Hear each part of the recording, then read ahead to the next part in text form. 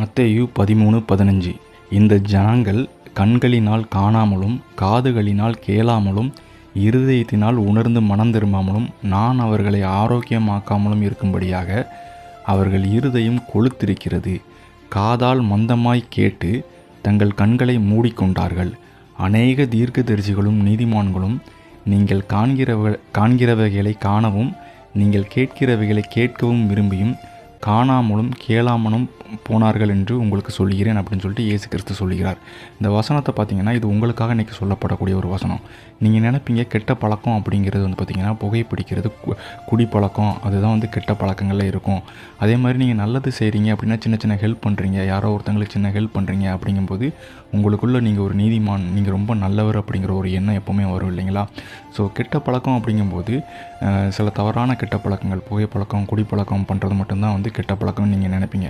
ஆனால் அதை விட ரொம்ப ஆபத்தான ஒரு விஷயம் என்னென்னா, வேதத்தை நீங்கள் படித்து அதுக்குள்ளே இருக்கக்கூடிய விஷயங்களை பின்பற்றணும் அப்படின்னு சொல்லும்போது அதை பின்பற்றாமல் நீங்கள் அதுக்கு செவி சாய்க்காமல் வேதத்தில் இருக்கக்கூடிய வார்த்தைகளை பார்க்காமல் உங்களுடைய இருதயத்தில் நீங்கள் இஷ்டத்துக்கு நீங்கள் செயல்படுறீங்க, கெட்ட புத்தி உள்ளவங்களாக இருக்கிறீங்க, அடுத்தவங்களுக்கு கெடுதல் நினைக்கணும்னு நீங்கள் நினைக்கிறீங்க அப்படின்னா உங்களுடைய இருதயம் என்ன செய்யும்? இருதயம் கொழுத்து போயிடும் அப்படின்னு சொல்லிட்டு வேதம் சொல்கிறது. நான் அவர்களை ஆரோக்கியமாக்காமலும் இருக்கும்படியாக அவர்களுடைய இருதயம் கொழுத்திருக்கிறது. காதால் மந்தமாய் கேட்டு தங்கள் கண்களை மூடிக்கொண்டார்கள். நீங்கள் அந்த மாதிரி இருக்கிறீங்க அப்படின்னா நீங்கள் கெட்ட பழக்கம் புகைப்பழக்கம், குடிப்பழக்கம் மட்டும் நினச்சிட்டு அதை செய்யாமல் இருக்கிறீங்க அப்படின்னா நீங்கள் நல்லவங்க ஆயிடுவீங்க அப்படின்னு நினைக்கிறீங்க. அப்படி கிடையாது. உங்களுக்கு என்றைக்குமே பார்த்திங்கன்னா பரலோகத்தில் இடம் வேணும்னு நீங்கள் நினைக்கிறீங்க அப்படின்னா கட்டாயம் என்ன செய்யக்கூடாது?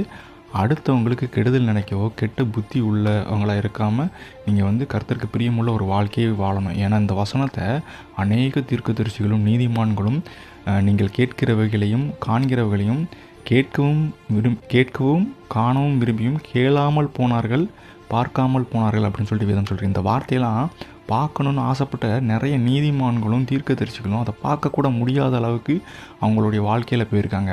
ஸோ அதை பார்க்குறது கூட அவங்களுக்கு கொடுப்பினல. ஆனால் இன்றைக்கி இந்த வசனத்தை நீங்கள் கேட்குறீங்க, இந்த வசனத்தை இன்றைக்கி ஏதோ ஒரு விதத்தில் நீங்கள் கேட்டுக்கிட்டு இருக்கீங்க அப்படின்னா இதுக்கு நீங்கள் எவ்வளோ ஒரு பாக்கியம் பண்ணியிருக்கணும் இல்லைங்களா? ஸோ வேதத்தின்படி நீங்கள் செவிசாய்த்தா அதன்படி நடக்கிறீங்க அப்படின்னா உங்களுடைய வாழ்க்கையில் எல்லா ஆசீர்வாதங்களும் உங்களுக்கு தடைபடாமல் கிடைக்கும். ஆமேன்.